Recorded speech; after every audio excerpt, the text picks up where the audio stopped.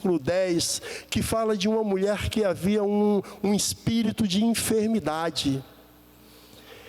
E como foi ministrado hoje a todo momento sobre libertação. E aquilo, quando nós estávamos orando lá em cima, o pastor ele trouxe uma palavra sobre aqueles que andam ligados sobre as coisas de Deus. Aquele que anda ligado com o Espírito Santo de Deus, pega as coisas no ar, entende as coisas espirituais. Mas aqueles que andam na carnalidade, não conseguem absorver as coisas espirituais do reino para a própria vida. Por isso que muitos perecem, que dormem dentro da igreja. Amém, amados? Que nessa noite o Espírito Santo de Deus possa falar conosco nesta noite. Queria que vocês levantassem as suas mãos para mim e dissessem assim: Senhor, ajuda o diácono Joabe a ministrar essa palavra. Amém, glória a Deus, aleluia. E diz assim, Lucas capítulo 13, versículo 10. Todos nós possamos acompanhar, e diz assim: ora, ensinava Jesus no sábado, numa das sinagogas, e veio ali uma mulher possessa de um espírito de enfermidade, havia 18 anos, andava ela encurvada, sem de modo algum poder endireitar-se, e vendo a Jesus, a chamou-a, e disse: mulher, estás livre da tua enfermidade, e impondo-lhe as mãos ela, imediatamente se endireitou e dava glória a Deus. O chefe da sinagoga, indignado de ver que Jesus curava no sábado, disse à multidão: 6 dias há em que deve-se trabalhar, e vendes, pois, nestes dias para ser descurado, e não no sábado. E disse-lhe, porém, o Senhor: hipócritas, cada um de vós não desatas as jumentas e o boi para beber água? Por que motivo não se devia livrar este cativeiro em dia de sábado? Esta filha de Abraão, a quem Satanás trazia presa há 18 anos.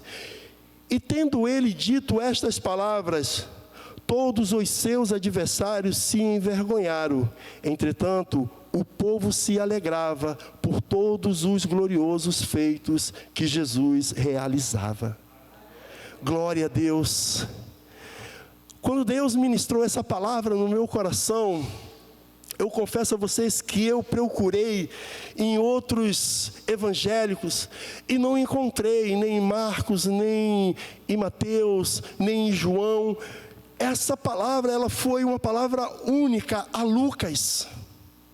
Lucas, médico, conhecedor de doenças, conhecedor das causas impossíveis. E é sobre isso que nós vamos falar. Porque esse contexto ele é interessante, porque nessa época a mulher não poderia estar perto dos homens. Nas sinagogas havia um véu que separava os homens das mulheres. E nas tribunas primeiras ficavam os líderes, aí depois iam descendo por etapas de classe econômica e de classe social e espiritual.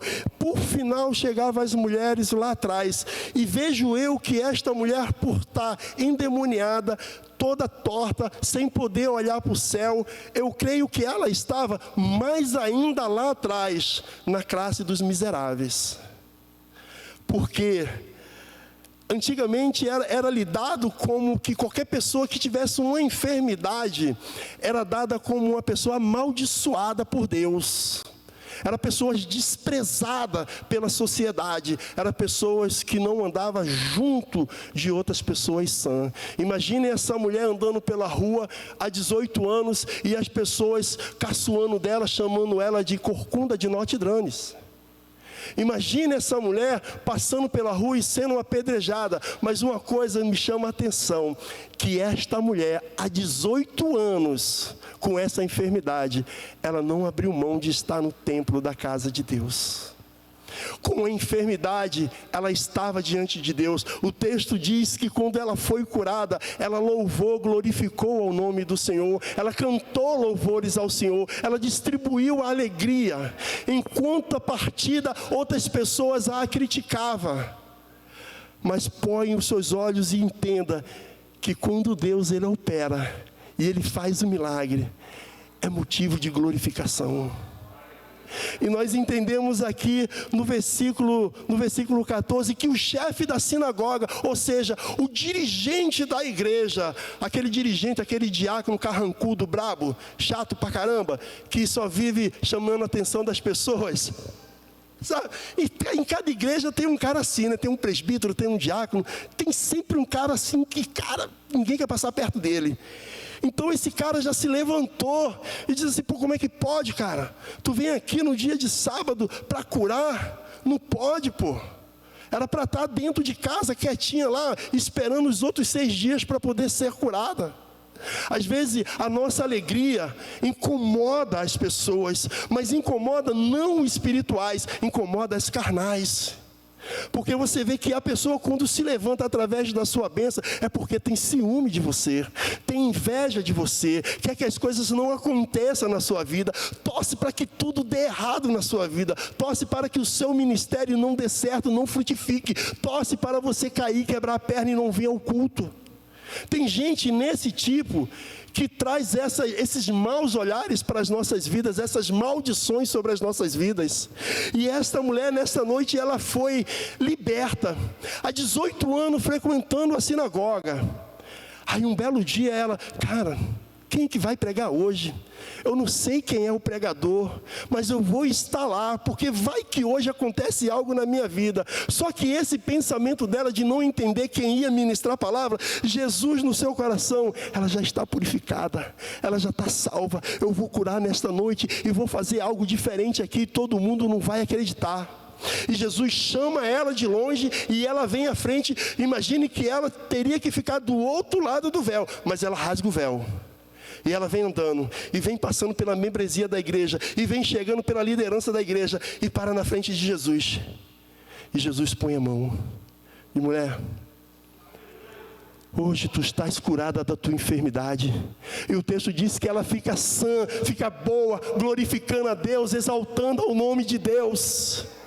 Às vezes, muitas vezes nós chegamos na igreja, aí é um começo na nossa vida. Esse aqui é o nosso começo, entramos na igreja, aí vamos caminhando, aí chegam aqui, aceitamos Jesus, aí começamos a caminhar, chegou no meio da nossa caminhada, algumas coisas começou a dar errado, aquilo que nós pedimos a Deus não aconteceu nas nossas vidas. Aí nesse meio período, nós pensamos em desistir, de não ir mais para a casa de Deus, porque às vezes nos acordamos cansados, oprimidos, e não queremos estar na casa de Deus. O salmista Davi diz no Salmo 38, versículo 10, que o meu espírito está cansado, ando de luto todo dia. Sabe o que é isso, amado? É perseguição espiritual. Um homem e uma mulher espiritual, eles sofrem perseguições espirituais no seu espírito. Aí o seu espírito se sente cansado, oprimido para baixo. Nada que faça se levanta, porque é um cansaço espiritual. Não é um cansaço físico que nós tomamos um banho e nos levantamos com o nosso corpo revigorado. Mas o cansaço espiritual nos deixa para baixo. Mas aí muitos não entendem desse cansaço espiritual, aí preferem ficar em casa. Mas é nesse dia que nós ficamos em casa que deixamos passar a nossa vitória diante da casa de Deus. É nesse dia de cansaço que o Espírito Santo de Deus tem algo para entregar para nós, mas nós demos muita vazão a esse cansaço e perdemos de receber aquilo que Deus tinha para as nossas vidas. Então cada vez mais a nossa bênção vai ficando distante. Os filhos de Corã, Salmo 44, versículo 25, e diz assim, 42, 5, por que andas abatido, ó minha alma? Por que te perturbas dentro de mim? Amados, esses homens, os filhos de Corã, era de uma tribo de levitas. Se você ler o texto todo, você vai entender que esses homens andavam com aquela multidão de gente, cantando, adorando ao Senhor, glorificando ao Senhor, fazendo as coisas de Deus acontecer na vida do povo. Mas chega um dia que aqueles homens estão cansados, oprimidos, o seu espírito está cansado, e eles não sabem como regozijar, e eles começam a orar ao Senhor: Senhor, me renova, porque a minha alma está batida. Tem dia que nós nos levantamos da nossa cama querendo continuar na cama. Tem dia que nós vamos para o trabalho querendo ficar em casa. Mas a gente não consegue ficar em casa porque tem que trabalhar, porque senão o patrão manda a gente embora. Mas também a gente fica sem vontade de vir para a igreja. Para a igreja eu não vou porque Jesus é bom, misericordioso, vai me perdoar e está tudo certo. Só que a gente se engana, amados. O homem espiritual, ele se discerne pelas coisas espirituais. A nossa vida, ela é espiritual.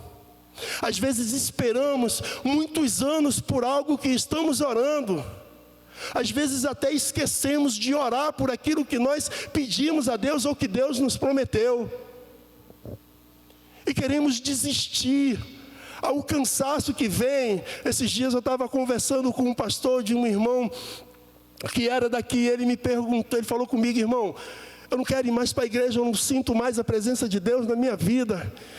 E o que o Espírito Santo gerou no meu coração para falar para ele é que aqui não tem a presença do Espírito Santo de Deus. A presença do Espírito Santo de Deus está dentro de nós. Se você não sente a presença de Deus dentro do templo que é dentro de você, você não sente a presença de Deus em lugar nenhum. Aonde nós chegamos, nós devemos mostrar a presença de Deus dentro de nós, que é de dentro para fora que tem que fluir, não é de fora para dentro. É isso que acontece na vida de um homem espiritual, de uma mulher espiritual. A vida espiritual, ela tem que estar sempre regada em oração, em jejum, em busca diante de Deus. E olha que isso não é cansaço, é um prazer. É um prazer orar, é um prazer levantar de manhã e já dedicar o meu dia a Deus e dizer: Senhor, obrigado, Espírito Santo, pela tua presença, pelo fôlego de vida, obrigado. Isso nos torna diferenciado do mundo. Isso nos mostra para Deus que nós colocamos Ele à frente de tudo. Essa é a diferença.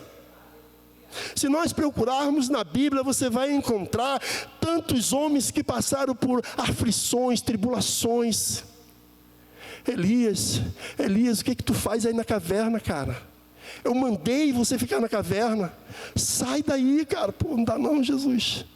Não dá não, Deus, Jezabel quer me matar, cara, já matou lá 400, vai passar o facão em mim, não dá não. Cara, ser forte. Ser forte, porque a dificuldade, ela vem. Só que tem uma diferença, nós temos Jesus do nosso lado. E com isso nos tornamos mais do que vencedores.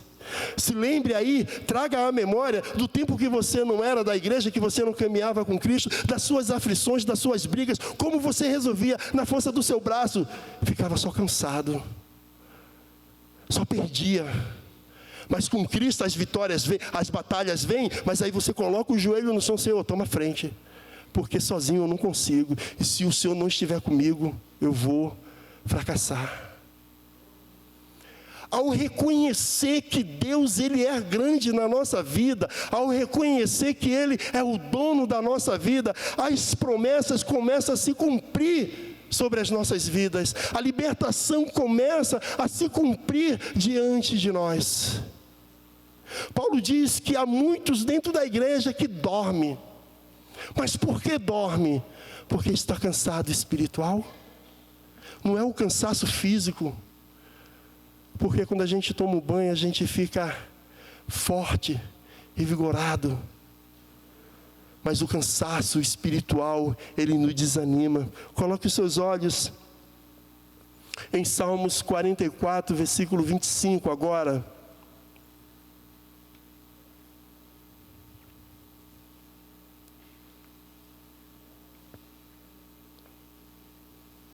Aleluia. E diz assim: pois a nossa alma está abatida até ao pó, e o nosso corpo como que pegado no chão.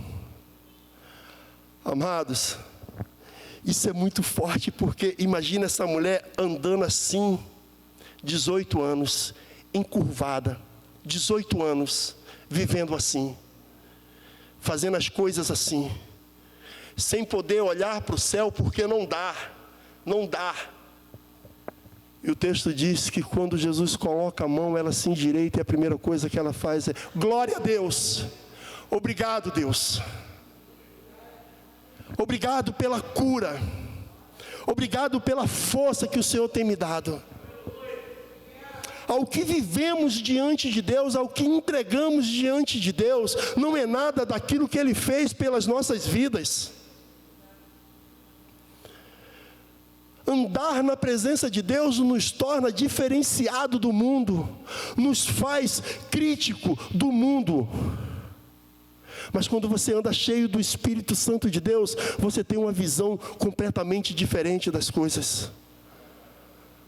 O mundo está acabando, o mundo está se quebrando, mas aquele que está firmado no Senhor, espera nele, porque o sobrenatural Ele vai fazer na nossa vida.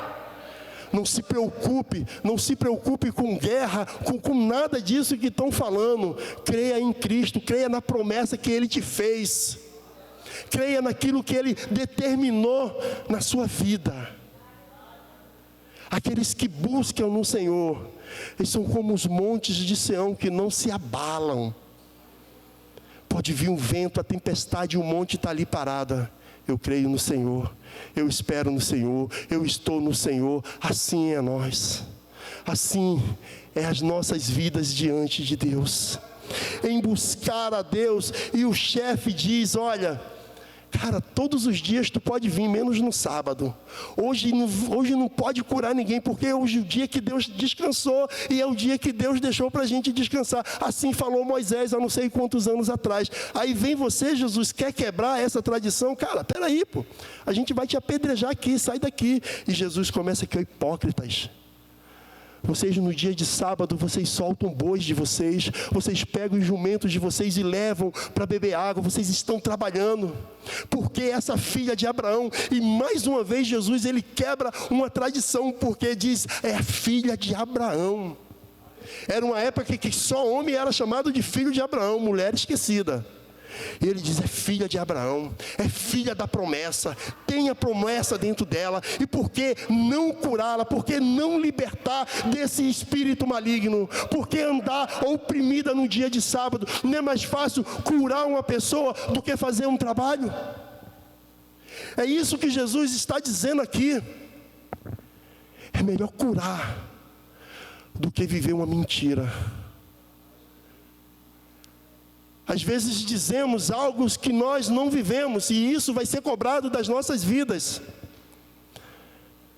Misericórdia, eu peço a Deus quando subo aqui, para não falar nada de mim, mas para falar da palavra de Deus, para mim não pecar contra o altar de Deus, porque vai ser cobrado de mim. Quando a pastora falou: Job, você pode vir. Eu gosto de oração, eu gosto de orar. Eu gosto de estar com Jesus orando, buscando a presença de Deus. Isso é muito bom. Eu preencho o meu espaço vazio. Eu acho presença de Deus na minha vida. E isso faz a diferença entre nós. É buscar a presença de Deus. Aí às vezes a gente vê rodinhas de crente: poxa, cara, em nome de Jesus, fala da Bíblia, fala da palavra. Mas eu já cansei de ver pessoas falando mal de outro irmão. Em nome de Jesus, repreende esse espírito. Isso é um espírito de contenda, um espírito jezabélico sobre a vida da igreja. E é isso que tem que ser demonizado da nossa vida. Devemos buscar a presença do Espírito Santo de Deus. Deus nos chamou para andarmos em paz, em santidade. É para isso que nós somos chamados. Ah, mas aquilo ali está dando errado. Ore por aquilo que está dando errado para que venha dar certo. O único problema é que nós encontramos culpado para tudo. Sempre somos os santificados, sempre somos o melhor. Não, porque comigo não. Comigo o negócio era diferente. Se fosse eu tocando isso aqui, eu ia tocar com a cabeça. Mas não é por aí, meu amado. Aquilo que dá errado, às vezes é culpa nossa, porque nós não estamos orando. É porque nós não estamos colocando no altar de Deus. Podemos ver todas as falhas dentro da igreja. A culpa é do pastor, a culpa é da pastora, a culpa é do diácono, a culpa é do obreiro.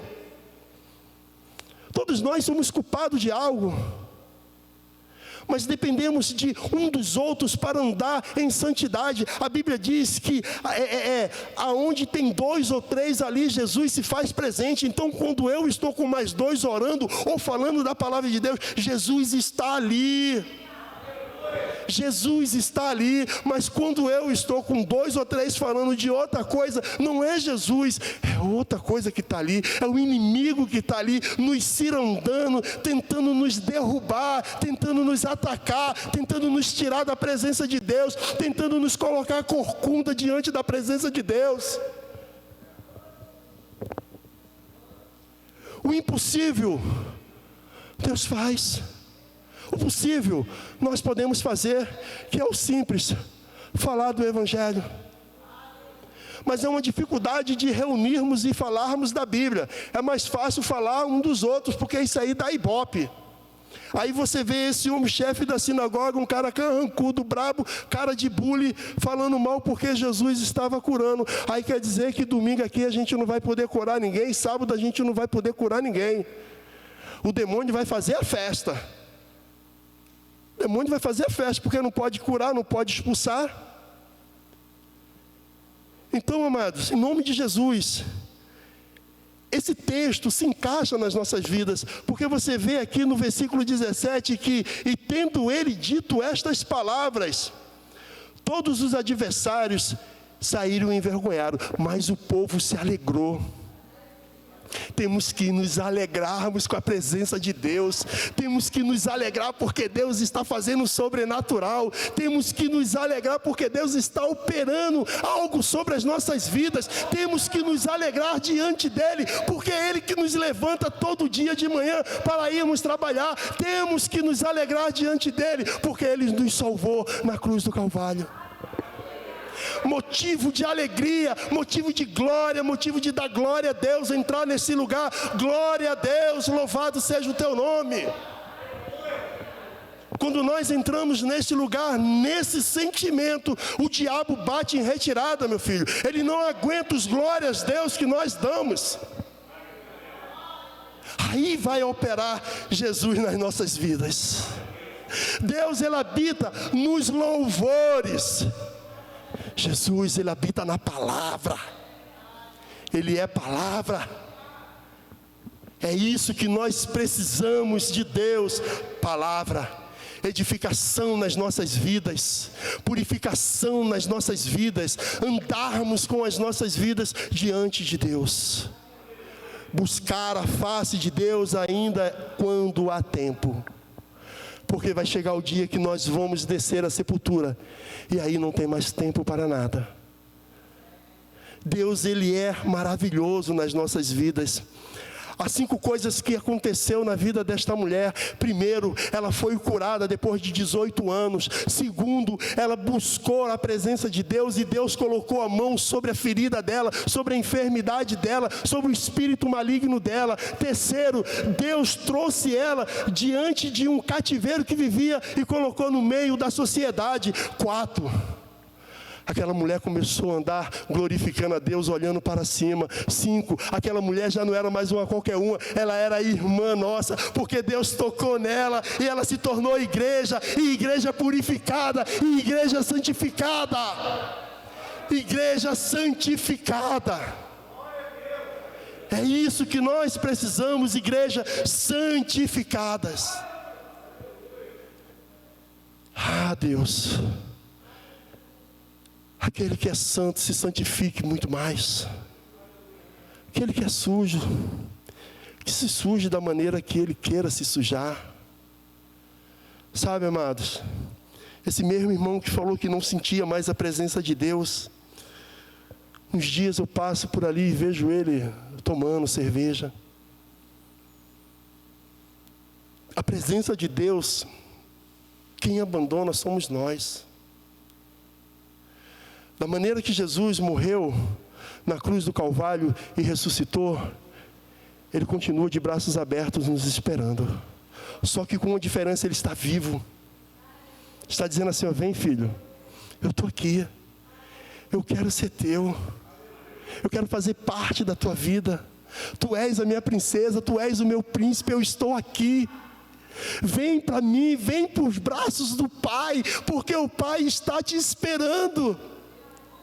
E a gente chega, Pai, perdoa, porque eu pequei contra o céu, pequei contra ti, sabe? E nem termina de dizer, já nem sou mais digno de ser chamado teu filho. Ele vem e abraça e calma, filho. Eu continuo te amando, eu continuo esperando por você. As nossas adorações têm que ser ouvidas diante de Deus. Conquiste o coração de Deus com as suas palavras. Conquiste o coração de Deus com um coração puro. Conquiste o coração de Deus. Conquiste a Deus. Sabe, a razão todos nós temos, mas ser feliz é para poucos. Nem todo mundo quer ser feliz porque quer ser dono da razão.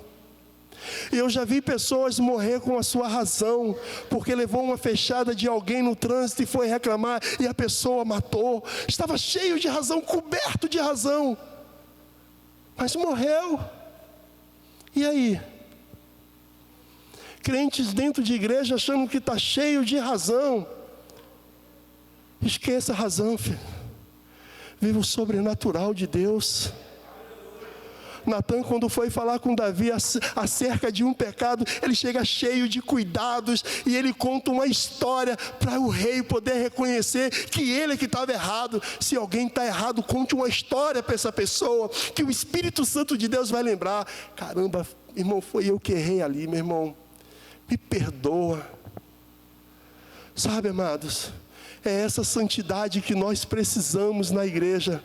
É essa santidade que nós precisamos buscar.